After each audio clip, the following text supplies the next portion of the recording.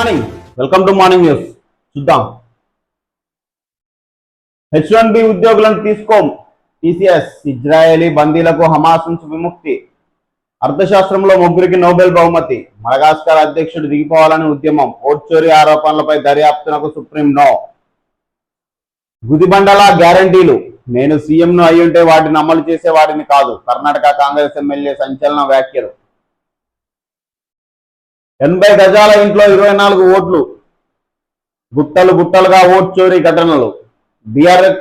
BRS క్షేత్రస్థాయి పరిశీలనలో మరిన్ని వెలుగులోకి. అపార్ట్మెంట్లో అడ్రస్లతో భారీగా బోగస్ ఓట్ల నమోదు. వెంగళరావు నగర్ లోని ఓ ఇంట్లో 27 ఓట్లు, 24 బోగసే. 24 ఓట్లకు 24 బోగసే ఆ నెంబర్ తోటి ఉన్నాయి. నియోజకవర్గ వ్యాప్తంగా వేలాది మందికి 2 ఓట్లు. ఈసీ పరిశీలిస్తే మరిన్ని బయటపడతాయన్న బీఆర్ఎస్. కాంగ్రెస్ ఓటు చోరీ ఉదంతాలు తవ్వే కొద్దీ బయటపడుతున్నాయి. జూబ్లీహిల్స్ నియోజకవర్గంలో బీఆర్ఎస్ ప్రతినిధులు చేపట్టిన క్షేత్రస్థాయి పరిశీలనలో విస్తుపోయే విషయాలు వెలుగులోకి వస్తున్నాయి. జూబ్లీహిల్స్ నియోజకవర్గంలో కాంగ్రెస్ పార్టీ వేలాదిగా దొంగ ఓట్లను సృష్టిస్తుంది. ఆరోపణలు వెల్లువెత్తుతున్న సంగతి తెలిసింది. ఎలక్షన్ కమిషన్ విడుదల చేసిన ఓటర్ల జితు జాబితాలో ఈ బోగస్ ఓట్లు ఉన్నట్లు బీఆర్ఎస్ పరిశీలనలో తేలింది. ఇక్కడ చూడండి, ఎక్కువ ఓట్లు ఉండడం సహజమే. ఒకే ఇంటి నెంబర్ పై ఎక్కువ ఓట్లు ఉండొచ్చు. ఇలాంటివి బహుళ అంతస్తులో ఉండే ఛాన్స్. 2023 నుంచి ఓటర్ల సంఖ్యలో మార్పు లేదు. జూబ్లీహిల్స్ ఓటర్ల జాబితాపై క్లారిటీ ఇచ్చిన ఈసీ. ఒకే ఇంటి నెంబర్ పై 44 ఓట్లు ఉండడం సహజమేనని ఎన్నికల సంఘం క్లారిటీ ఇచ్చింది. జూబ్లీహిల్స్ ఉప ఎన్నికల నేపథ్యంలో ఓటర్ల జాబితాలో అవకతవకలపై జిల్లా ఎన్నికల యంత్రాంగం సోమవారం స్పష్టతను ఇచ్చింది. ఇంటి నెంబర్ 8-3-231B/118లో 50 మంది ఓటర్లు. ఈ నంబర్లో 10 మంది ఓటర్లు. ఈ నంబర్లో 8 మంది ఓటర్లు. ఇక్కడ 43 మంది ఓటర్లు ఉన్నారనే అంశంపై స్పష్టతనిస్తూ విచారణ చేపట్టినట్టు తెలిపింది. ఈ పేర్లు 2023లో జరిగిన తెలంగాణ రాష్ట్ర శాసనసభ ఎన్నికలు, 2024లో లోక్సభ ఎన్నికల సంబంధించిన జాబితాలో కూడా ఉన్నాయని వెల్లడించింది. ఆ ఇంటి నెంబర్లపై కొత్త ఓటర్ల నమోదు జరగలేదని మరింత స్పష్టం కోసం. అంటే ఆల్రెడీ అట్లా ఉండడం సహజమే. 2023 ఆ టైంలో కూడా అవే ఓట్లు ఉన్నాయి. కొత్తగానైతే ఎలాంటి నమోదు కాలేదని ఈసీ క్లియర్ గా చెప్తుంది. మరి ఇక అది దాంట్లో ఎంతవరకు చిత్తశుద్ధితో ఉన్నది ఏందనేది తెలవాలి. 44 మందిలో ఉన్నది ఇద్దరే. జాబితాలో 42 మంది ఎవరో తెలియని వైనం. వెల్లడించిన సంస్కృతి అపార్ట్మెంట్ వాసులు. ఆ ఇంటర్వ్యూస్ వాళ్ళేమో వాళ్ళు ఎవరో కూడా మాకు తెలియదు అంట. ఈసీ మాత్రం సహజమే అంటుంది. ఇక అట్లుంది పరిస్థితి. దాని గురించి ఇంకా క్లారిటీ తెలవాల్సింది. దొంగ ఓట్ల మరి ఏంది అనేది. కాంగ్రెస్ దొంగ ఓట్ల కుట్ర. జూబ్లీహిల్స్ నియోజకవర్గంలో ఇప్పటిదాకా 20,000 దొంగ ఓట్లు మా దృష్టికి వచ్చినాయి. 400 బూత్లలో దొంగ ఓట్లు రాయించిండ్రు. ఒక్కో వ్యక్తికి 3 ఓటర్ ఐడి కార్డులు ఉన్నాయి. పూర్తి స్థాయిలో విచారణ జరిపి ఇంకా ఎన్ని నకిలీ ఓట్లు ఉన్నాయో సీఈఓ తేల్చాలి. డైరెక్ట్ ప్రతిపక్ష పార్టీ ఒక్కొక్క ఇంటి నెంబర్ తోటి ఇన్ని దొంగ ఓట్లు ఉన్నాయి, ఒక్కొక్కరికి 3 ఐడి కార్డులు ఉన్నాయని చెప్తున్నప్పుడు ఈసీ దాన్ని సీరియస్ గా తీసుకోవాలి. ఏంది యుద్ధ ప్రాతిపదికన ఎంక్వైరీ చేపియాలి. అసలు నిజంతా వాస్తవం ఎంత బయట పెట్టాలి. ఉత్తగానే 2023 నుంచి ఉన్నాయిగా, అట్లున్నాయిగా, ఇట్లున్నాయంటే కరెక్ట్ కాదు కదా అది చెప్పడం. ప్రాపర్ ఎంక్వైరీ చేసి విత్ ప్రూఫ్ తోటి బయట పెట్టాలి. దొంగ ఓట్లు కావు, ఒరిజినల్ ఓట్లే అని. ఈ ఓట్ల వ్యవస్థ మీద నమ్మకం కోల్పోతాం. ఇట్లా ఉంటే వాళ్ళు ఆరోపిస్తున్నప్పుడు నిరూపించాలి. వీళ్ళు చూపిస్తుర్రు, డైరెక్ట్ గ్రౌండ్ పోయి చూపిస్తుర్రు. ఇద్దరెవరు వాసులు అక్కడ ఆ నెంబర్ తోటి ఉండే ఇంట్లో చెప్తుర్రు. మరి ఏం చేస్తుంది ఈసీ? యుద్ధ ప్రాతిపదికన దాని మీద ఏందనేది ఎంక్వైరీ చేపించి రైట్ ఇవన్నీ ఒరిజినల్ ఓట్లని నిరూపించుకొని ఎన్నికలకు పోవాలి. సంచులు మోసేటోళ్ళు కాంగ్రెస్ కు అక్కర్లేదు. సర్పంచ్ పదవి కోసం సొంత తమ్ముడిని చంపిన నేతతో ఎప్పటికైనా ప్రమాదమే. ఎమ్మెల్యే పదవి కోసం నన్ను చంపొచ్చు. జడ్చర్ల ఎమ్మెల్యే అనిరుద్ధ్ రెడ్డి తీవ్ర వ్యాఖ్యలు. ఎర్రాశేఖర్ కాంగ్రెస్ లో చేరుతారన్న వార్తలపై ఫైర్. పరోక్షంగా సీఎం పైన ఎమ్మెల్యే సెటైర్లు. పాలన పతనం, నేతగా విఫలం. రేవంత్ ఫెయిల్. ఎమ్మెల్యేలను కట్టడి చేయలేక చేతులెత్తేసిన ముఖ్యమంత్రి. రహస్య సమావేశాలు, ఫామ్ హౌస్ మీటింగుల్లో ఎమ్మెల్యేలు. రోజుకో కొత్త వివాదం. వర్గపోరుతో రచ్చకెక్కుతున్న కాంగ్రెస్ మంత్రులు. ఉత్తమ్ కోమటిరెడ్డి, అడ్లూరి పొన్నం, నేడు కొండా సురేఖ, పొంగులేటి శ్రీనివాస్. రేవంత్ అసమర్థత వల్లే నిత్యం వివాదాలు. కాంగ్రెస్ చరిత్రలోనే విప్లవ సీఎంగా రేవంత్. ఇక ఇదొక వాస్తవానికి వచ్చేసి పార్టీ పరిస్థితి ఎట్లుందంటే ఇవ్వనికి క్లారిటీ లేదు. ఏ మంత్రితోటి ఎందుకు గొడవ పడుతుండో. చిల్లర రాజకీయాలు. కాంట్రాక్ట్ల కాడ ఇప్పుడు ఒక పని జరిగిస్తే ఆ మంత్రి కాంట్రాక్ట్ తీసుకుంటున్నాను ఇంకో మంత్రి ఆరోపణలు. చిల్లర స్కూళ్ళల్లో క్లాస్ రూమ్ లో నేను లీడర్ ఉంటాంటే నేను లీడర్ ఉంటా అని కొట్టుకున్నట్టుంది పరిస్థితి. చైల్డిష్ ఉంది మంత్రుల వ్యవహారం. తెలంగాణలో కీచక పర్వం. కరీంనగర్ లో బాలికపై గ్యాంగ్ రేప్, వీడియో తీసి సోషల్ మీడియాలో వైరల్. 2 యువకులపై పోక్సో కేసు నమోదు. అరెస్టు చేసి రిమాండ్కు తరలించిన పోలీసులు. మత పదార్థాలకు బానిసలై అఘాయిత్యం. కరీంనగర్ కొత్తపల్లి మండలంలో దారుణం జరిగింది. ఓ గ్రామానికి చెందిన బాలికపై అదే గ్రామానికి చెందిన 2 యువకులు లైంగిక దాడికి పాల్పడ్డారు. అంతటితో కాకుండా సెల్ ఫోన్ లో చిత్రీకరించి సోషల్ మీడియాలో వైరల్ చేశారు. ఈ అమానవీయ ఘటన ఆలస్యంగా వెలుగులోకి వచ్చింది. పోలీసులు తెలిసిన వివరాల ప్రకారం కొత్తపల్లి మండలంలోని ఒక గ్రామానికి చెందిన బాలికతో 2 యువకులు. ఇది మత్తు పదార్థాలకు బానిసలే అఘాయిత్యం అంట. మత్తు పదార్థాలు, మత్తు అనేది ఎవరు తెలియజేస్తారు సమాజానికి? ప్రభుత్వమే తెలియజేస్తుంది వైన్స్ పెట్టి. ఇప్పుడు గంజాయా, వేరే డ్రగ్స్ అవి పక్కా పెట్టరు. మత్తు అనేది ఎక్కడి నుంచి స్టార్ట్ అవుతుంది? వాళ్ళు బ్యాగ్ వేసుకొని స్కూల్కి పోయేటప్పుడు మధ్యలో ఉంటుంది వైన్ షాపు. బారులు తిరుగుతుంటారు ఇట్లా కొనుక్కొని, ఏది మద్యం తాగేటోళ్ళు. ఆ పసి హృదయానికి ఏం కనబడుతుంది అక్కడ? స్కూల్ పోయే పిల్లవాడికి ఏంటిదో అనే అట్రాక్షన్ ఎక్కువ గురవుతారు. వాడు ఏముంది 10th ఇంటర్ అయిపోగానే మందుకు అలవాటు పడతాడు. తాగి సరిపోదు, మొత్తం ఏమంటే డ్రగ్స్ గంజాయి అన్నట్టు వెళ్ళిపోతాడు. అంటే వాళ్ళని అందులోకి ఆ ఊపిలోకి దింపేది ప్రభుత్వాలే. మొత్తం మద్యపాన నిషేధం చేసి పడేయాలి రాష్ట్రంలో. అప్పుడు ఇలాంటి మత్తు పదార్థాలకు బానిసలు అయ్యేవి తగ్గుతాయి. ఎవ్వడు డ్రగ్స్ గంజాయి అనేది ఎవరికి దొరకదు ఈజీగా. ఆ సినిమాలో చూపెట్టినట్టు బ్లాక్ లో అక్కడ ఇక్కడ అంత రియలిస్టిక్ గా అంత సినిమాటిక్ గా అమ్మరిడా. ఎవడైతే మద్యానికి బానిసై ఆ మద్యం మత్తు సరిపోదో ఆ స్టేజ్ దాటిపోయినాక డ్రగ్స్ గంజాయికి అలవాటు పడతాడు. అంటే దీనికి ముమ్మాటి కారణం ప్రభుత్వాలే. ఎప్పుడైతే పూర్తి స్థాయిలో మద్యపాన నిషేధం చేస్తారో, వైన్ షాప్ అనేది పిల్లవాడికి కనబడకపోతే, అసలు మందు అనేది ఉంటుంది, మత్తు అనేది ఉంటుంది అని తెలియకపోతే వాడు ఎట్లా అలవాటు చేసుకుంటాడు? నువ్వు స్కూల్కి పోయేటప్పుడు, ఊరికి పోయేటప్పుడు, బడికి ఎక్కడికి పో, వాడు ఎక్కడికి పోయినా ఒక మూల వైన్ షాప్ అవ్వబడుతుంది. అది ఏంటిదనే డౌట్ రాదా? ఎందుకు అంతమంది ఎగబడుతున్నారని ఆ డౌట్ రాదా?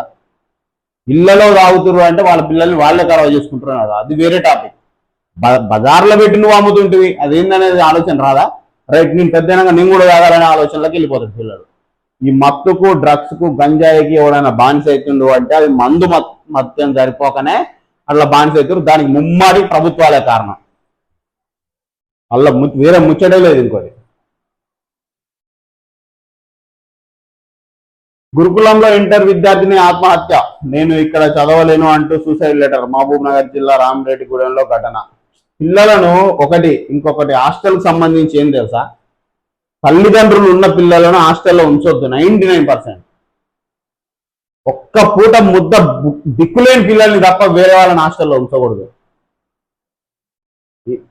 ప్రతి గ్రామంలో ప్రభుత్వ పాఠశాల ఉంది. గురుకులాల్లో ఇప్పుడు వేరే వేరే పెద్ద పెద్ద మంచి సెంటర్లు నవోదయ ఒకప్పుడు ఉండేవి. ఇట్లా ఇప్పుడు గురుకులాలు ఇవన్నీ మంచి ఎడ్యుకేషన్ అక్కడ దొరుకుతుంది అని పంపిస్తుంటారు పిల్లల్ని. మీ గ్రామంలో లేదా ప్రభుత్వ పాఠశాల? అలా మంచి ఎడ్యుకేషన్ కానట్ట అయితే అర్థం? మీ గ్రామాలలో హాస్టల్స్ లేవా? ఎప్పుడైనా గుర్తుంచుకోరి, తల్లి తండ్రి ఉన్న పిల్లగాడు 10వ తరగతి వరకు, అంటే పిల్లగానికి 14-15 సంవత్సరాలు వచ్చేంత వరకు తల్లిదండ్రుల సమక్షంలోనే పెరగాలి.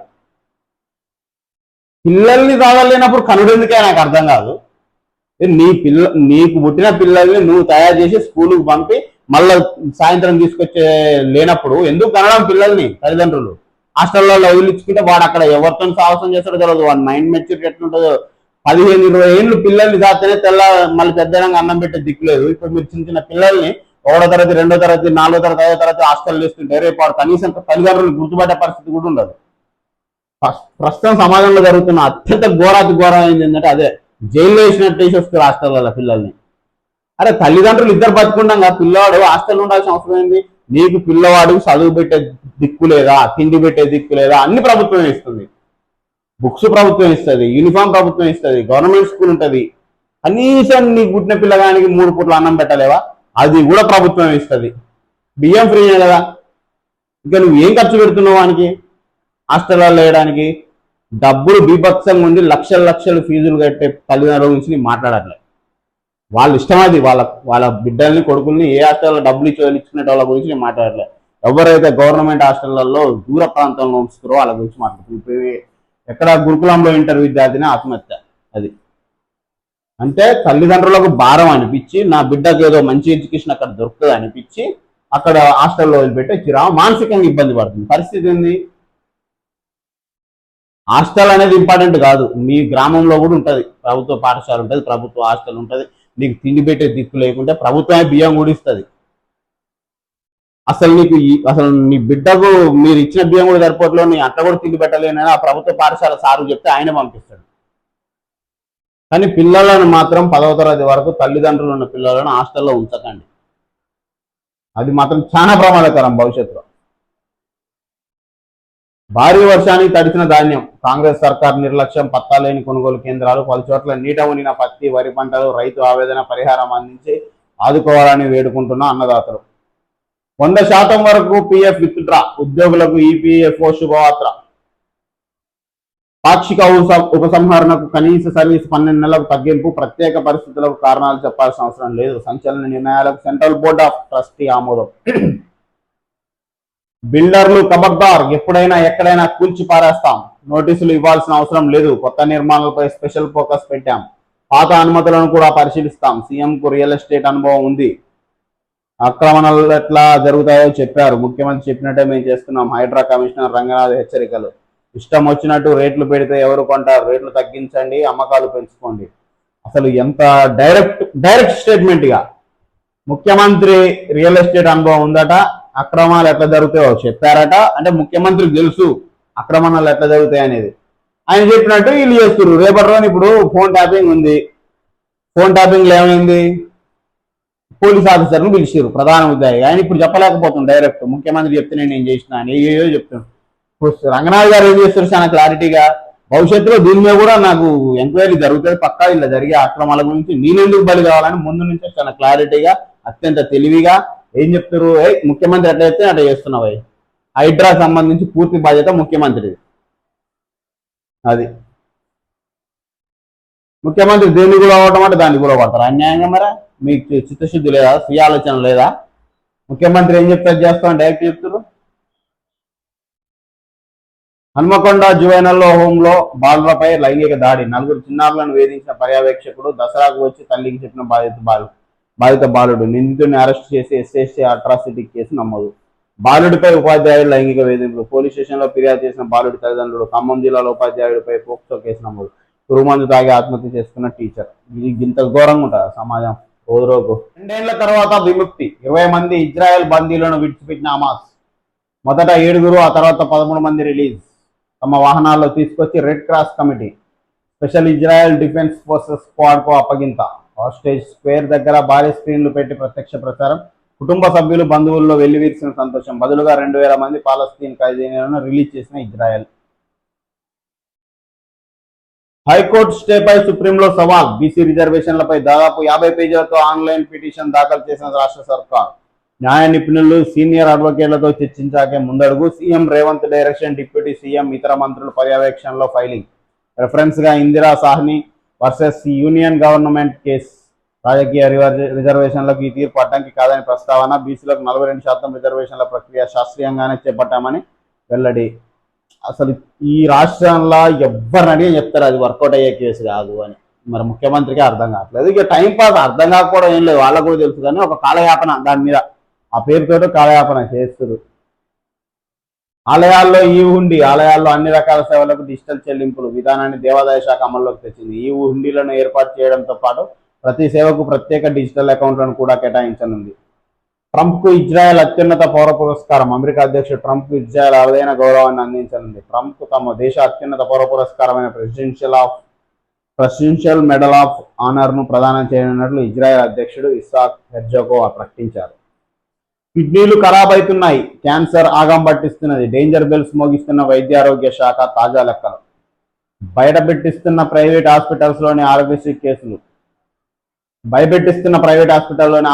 కేసులు. 5 ఏళ్లలో 10 లక్షలకు పైగా సూపర్ స్పెషాలిటీ చికిత్సలు. 3,63,197 కేసులతో నెఫ్రాలజీ టాప్. 3,06,000 కేసులతో రెండో స్థానంలో క్యాన్సర్. ఆ తర్వాత 3-4 స్థానాల్లో ఆర్థో కార్డియాలజీ. వీటి కోసం ఆరోగ్యశ్రీ కింద ప్రైవేట్ ఆసుపత్రులకు 3,000 కోట్లకు పైగా చెల్లింపు. ప్రతి 25 కిలోమీటర్లకు ఒక డయాలసిస్ సెంటర్ను ఏర్పాటుకు ప్రభుత్వం నిర్ణయం. సగం మన ఆహార నియమాల వల్లనే ఈ కిడ్నీస్ ప్రాబ్లం కానీ, క్యాన్సర్ కారకం కానీ, ఏదైనా కానీ రాష్ట్రంలో కిడ్నీ క్యాన్సర్ లాంటి ప్రాణాంతక వ్యాధులు ప్రజలను వెంటాడుతున్నాయి. వయసుతో సంబంధం లేకుండా జనం రోగాల బారిన పడుతున్నారు. ఆరోగ్యశ్రీ ద్వారా ప్రైవేట్ హాస్పిటల్స్ లో నమోదైన సూపర్ స్పెషాలిటీ కేసు వివరాల్లో ప్రజారోగ్యానికి సంబంధించి షాకింగ్ విషయాలు బయటపడ్డాయి. ఇన్ని లక్షల కేసులు. మొదటి స్థానంలో కిడ్నీ సమస్య ఉంది, నెఫ్రాలజీ డిపార్ట్మెంట్, తర్వాత క్యాన్సర్.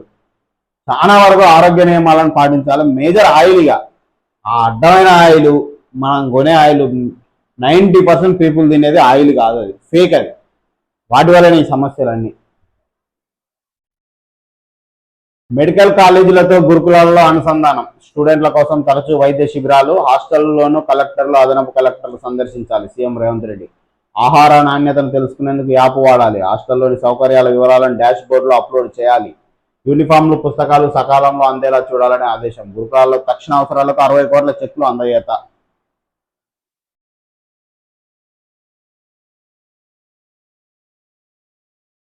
జూబ్లీహిల్స్ ఉప ఎన్నికకు నామినేషన్లు షురు. Bypoll notification release. తొలి రోజు 10 నామినేషన్లు. షేక్పేట్లోని ఆర్ఓ ఆఫీసులో నామినేషన్ల స్వీకరణ. 2 రిజిస్టర్డ్ పార్టీల అభ్యర్థులు, మరో 8 మంది ఇండిపెండెంట్ దాఖలు. ఈ నెల 21 వరకు నామినేషన్ల అవకాశం. వచ్చే నెల 11 పోలింగ్, 14 రిజల్ట్. 18 సర్కిళ్లలో 10,000 కోట్లతో రోడ్లు.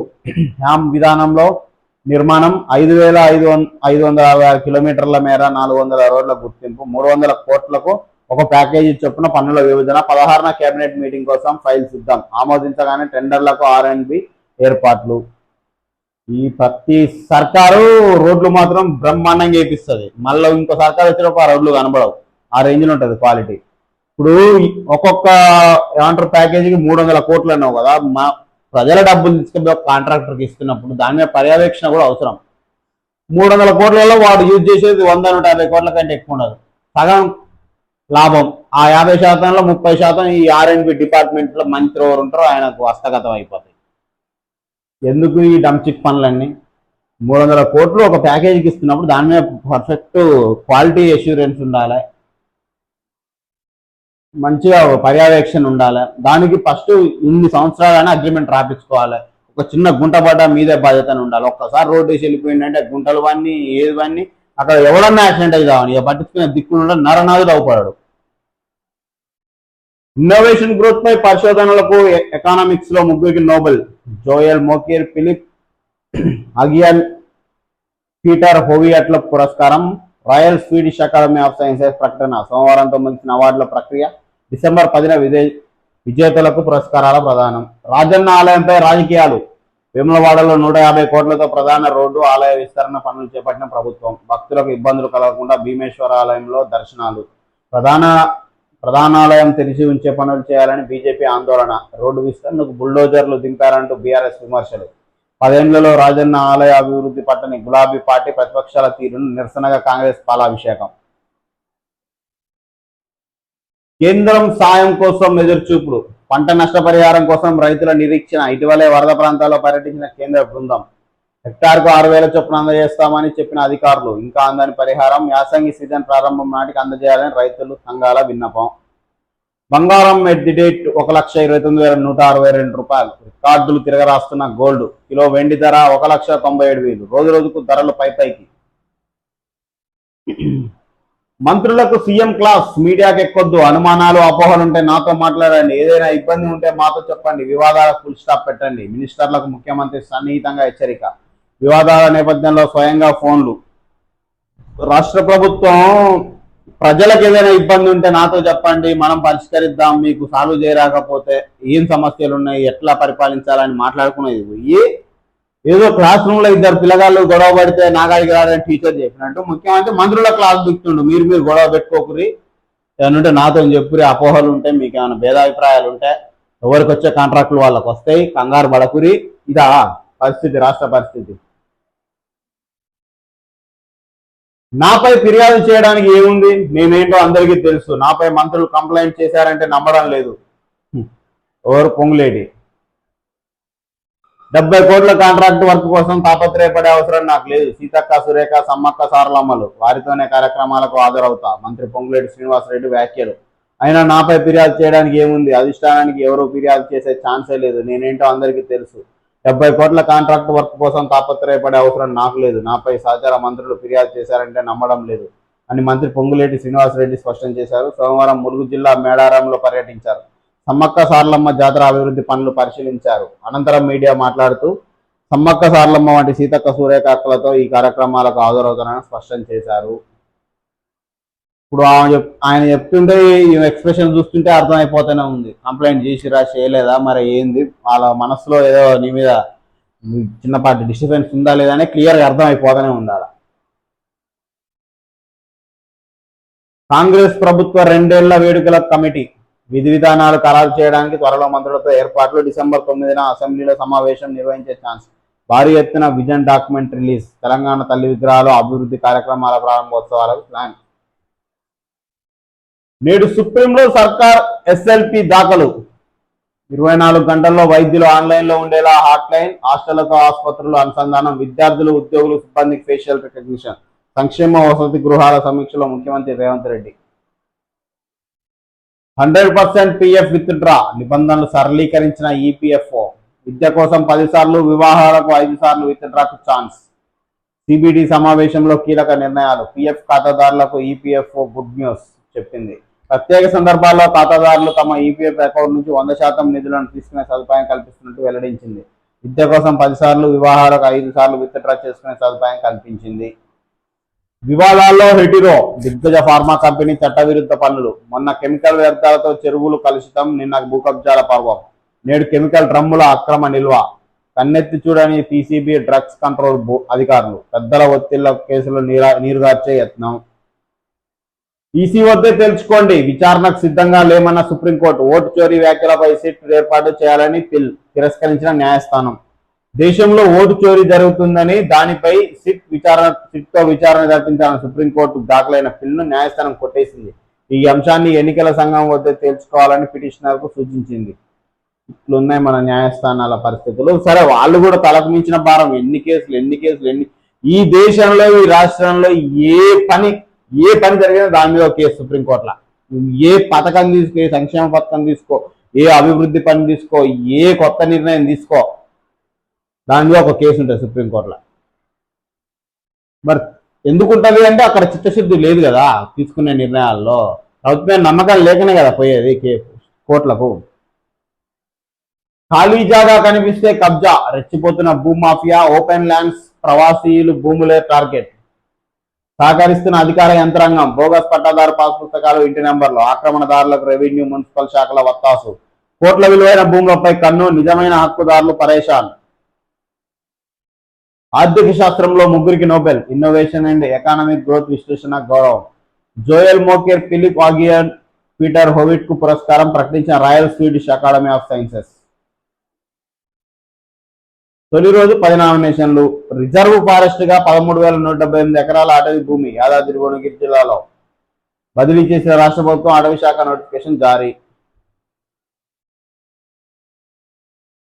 6 బాలురపై లైంగిక దాడి. జువైనల్ హోమ్ లో పర్యవేక్షకుడి అఘాయిత్యం. పోలీసులకు ఓ బాలుడి కదిలి ఫిర్యాదు. విచారణలో విస్తుపోయే విషయాలు. నిందితుడిని అదుపులోకి తీసుకున్న పోలీసులు. గ్రేటర్ హైదరాబాద్ లోని సైదాబాద్ లో దారుణమైన పరిస్థితి.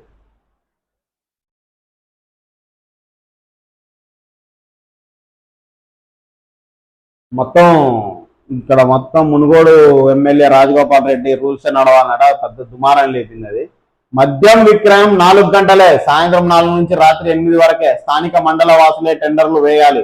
ఎక్సైజ్ పాలసీతో సంబంధం లేదు. దశల వారీగా మద్య నిషేధమే లక్ష్యం. మునుగోడు ఎమ్మెల్యే రాజగోపాల్ రెడ్డి. వాస్తవానికి మంచి నిర్ణయమే, కాకపోతే సమాజానికి నచ్చదు కదా. ఎంత మంచి నిజంగా సాయంత్రం 4 నుంచి 8 వరకు అమ్మితే ఏంది? మద్యం పొద్దుగూకులు అమ్మాలి, పొద్దుగూకులు తాగాలి, మళ్ళీ పొద్దుగూకులు రంగన్ రోజు చేయాలి. మంచి నిర్ణయం. అసలు ప్రభుత్వం తీసుకోవాలి ఈ నిర్ణయాలను. ఆర్థిక శాస్త్రంలో 3కి నోబెల్ చూసినాం. అమల్లోకి గాజా ఒప్పందం. రాష్ట్రంలో సంక్షేమ హాస్టళ్లపై ప్రత్యేక దృష్టి పెట్టండి. పూర్తి స్థాయి డేటాతో హాస్టల్ వ్యవస్థలో అకౌంటబిలిటీ రావాలి. సీఎం రేవంత్. విద్యార్థులు, టీచింగ్, నాన్ టీచింగ్ సిబ్బందిని ఫేస్ రికగ్నిషన్ సిస్టంలోకి తీసుకురావాలి. టెక్నాలజీ ద్వారా విద్యార్థులకు అందించే బోధనపై క్వాలిటీ చెక్. విద్యార్థుల ఆరోగ్య పరిస్థితిని సమీక్షించేందుకు ప్రత్యేక విధానం తేవాలి. హాస్టళ్లను మెడికల్ కళాశాల, కమ్యూనిటీ హెల్త్ సెంటర్స్ తో లింక్ చేయాలి. సంక్షేమ హాస్టళ్ల పనితీరుపై అధికారులతో ఉన్నత స్థాయి సమీక్షలో సీఎం రేవంత్ రెడ్డి సూచన. హాజరై మంత్రులు పొన్నం ప్రభాకర్, అడ్లూరి లక్ష్మణ్ కుమార్. ఎవరెవరికి వివాదాలు ఉన్నాయో వాళ్ళని పక్కన వేసుకొని తిరుగుతుండు, వివాదాలు ఏం లేవు మంచిగానే ఉన్నారు అని చూపెట్టడానికి. నేనేంటో అందరికీ తెలుసు, వీళ్ళిద్దరి మధ్య వివాదం ఉంది కాబట్టి వీళ్ళిద్దరు కనబడతారు. అర్థమైనా? చూసినాం మనం అది. ఓ మహిళా సీఎం ఇలాగే మాట్లాడతారా? మెడికోపై అత్యాచార ఘటనలో సీఎం మమతా వ్యాఖ్యలపై ఒడిశా మహిళా కమిషన్ మండిపాటు. జూబ్లీహిల్స్ లో బీజేపీ గెలుస్తుంది. వామ్మ, ఇదెక్కడి కదా? నిజమేనా? జూబ్లీహిల్స్ కాంగ్రెస్ గుర్తుతో మజ్లిస్ పోటీ. బీఆర్ఎస్ కాంగ్రెస్ ల తీరును ప్రజలు గుర్తించారు. జూబ్లీహిల్స్ గత ప్రభుత్వాలు నిర్లక్ష్యం చేశాయి. నేడు బీజేపీ అభ్యర్థిని ప్రకటిస్తామన్న తెలంగాణ రాష్ట్ర బీజేపీ అధ్యక్షుడు రామచంద్రరావు. గజమాలలు వేసుకోడు, ఇక పదవి వచ్చింది కదా అని. ఇక ఇక్కడ గెలిచి చూపిస్తే ఇక గ్రేటర్ బీజేపీ అనేది. జూబ్లీహిల్స్ లో కనుక బీజేపీ గెలిస్తే ఇక అసలు ఇక గ్రేట్ గా, మామూలు గ్రేట్ గా అసలు ఏ మాత్రం ఛాన్స్ లేదని బీజేపీకి కూడా తెలుసు. కానీ ఎట్లా అధిగమిద్దామని పని చేయడం లేదు, దంబాచారాలు చేయడం. ఇక కొత్త మద్యం పాలసీపై పిటిషన్ విచారణ 2 వారాలకు వాయిదా. తెలంగాణ కొత్త మద్యం పాలసీలపై హైకోర్టులో పిటిషన్ దాఖలైంది. అనిల్ కుమార్ అనే వ్యక్తి పిటిషన్ దాఖలు చేశాడు. రాహుల్ ఓట్ చోరీ వ్యాఖ్యలపై విచారణ. పిల్ను తిరస్కరించిన సుప్రీం ధర్మాసనం ఎన్నికల సంఘాన్ని ఆశ్రయించాలని ఆదేశం. ఇది ఎంత ఇంపార్టెంట్ విషయం అంటే, మొత్తం ఈ దేశం రాజ్యాంగం, దాని మౌలిక స్వరూపం మొత్తం ఈ ఓటు అనే దాని మీద ఆధారపడి ఉన్నది. ప్రజాస్వామ్యానికి మూలం పునాది. అసలు ఇది ప్రజాస్వామ్యం అనేదే ఓటు ద్వారా ఎన్నుకోబడితే ప్రజాస్వామ్యం. ఆ ఓటే దొంగతనం జరిగింది, దొంగ ఓటు నడుస్తుంది అన్నప్పుడు అత్యున్నత న్యాయస్థానం తీసుకోవాలి. పిల్ను తిరస్కరించడం కాదు, ఈ స్థితిని చూసుకోవడం కాదు. మిగిలిన అన్ని ఉత్తముచ్చట్లుగా ఎంత పెద్ద విషయం ఉన్నా ఓటు అనేది ఈ దేశ భవిష్యత్తు నిర్ణయించేది, ఆ ప్రజాస్వామ్యాన్ని కాపాడేది, రాజ్యాంగం మౌలిక స్వరూపం ఖరాబు కాకుండా మారకుండా కాపాడేది. ఆ ఓటే దొంగతనం జరిగిందని ఒక పిల్లు వస్తే సీరియస్ గా తీసుకోవాల్సింది పోయి తిరస్కరించడం ఏంది అసలు? అసలు సమాజం అనేది చాలా పూర్తిగా తప్పుదోవలోకి వెళ్ళిపోతుంది. ఏది కరెక్టు, ఏది తప్పు, అసలు మంచి, నిజాయితీ, నీతి అనేది లేదుగా. భూత పదాలు అయిపోయినది అఫీషియల్ గా. 10 మంది ఉన్న కాడ ఒక 5 మంచోళ్ళు ఉంటారు, 5 చెడ్డోళ్ళు ఉంటారు అనేది లేదు. 10 మంది ఉన్న కాడ 8 మంది చెడ్డగానే ఉండాలి. ఆ ఇద్దరు కూడా మంచిగుంటే వాడు చెడ్డగానోడు, వానికి బతుకు తెరువు తెలియదు, తెలివి లేదు, దద్దమ్మ. 10కి 10 మంది దుర్మార్గులు చెడ్డగానే ఉంటే అది సమాజం. దాంట్లో నువ్వు పోరాడాలి గెలవడానికి. ఎవడైతే నీతి నిజాయితీ విలువలతో గడి ఉంటాడో వాడు చెడ్డగానోడు, బతుకు తెరువు తెలవనోడు. సమాజం ఆ స్థాయికి వచ్చేసింది. అసలు నీతి నిజాయితీ మంచి అనేది లేవుగా సమాజంలో. ఎవడన్నా వాటి గురించి మాట్లాడిండు అంటే కథం నువ్వు చెదగానని ఒక స్థాయి, ఒక కన్ఫర్మ్ అయిపోయింది సొసైటీ అనేది. ఇదే ఈ మురికి కూపంలోనే బ్రతకాలే. దీని నుంచి ఎవడన్నా వచ్చి మంచి నీతి నిజాయితీ అని మాట్లాడితే వాడు చేతగానోడు, వాడికి బతుకు తెరువు తెలవదు అనే స్థాయికి మొత్తం సమాజం అంతా వచ్చేసింది.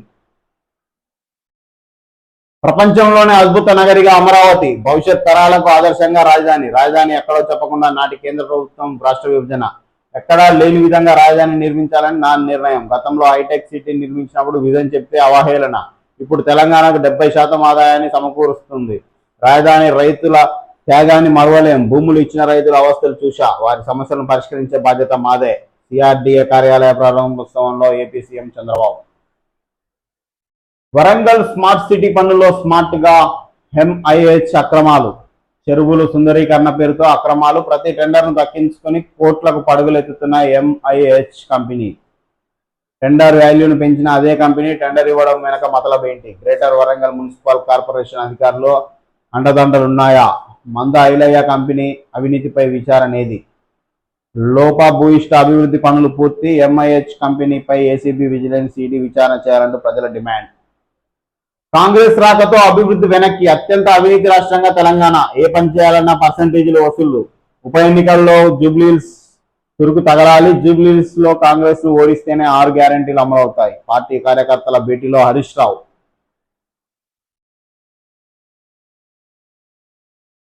రైట్, తాజ్ కి బాత్ చూద్దాం. అరుగుతున్న టైర్లు, కదులుతున్న వైన్ పూసలు. అడుగడుగున రోడ్లపై గుంతలు, ప్రతిరోజు ప్రమాదాలే, గాలిలో కలుస్తున్న ప్రాణాలు. ఆర్ఎండ్బి అధికారుల నిర్లక్ష్యానికి ప్రమాదాలు జరిగి అమాయకులు ప్రాణాలు పోతున్నాయి.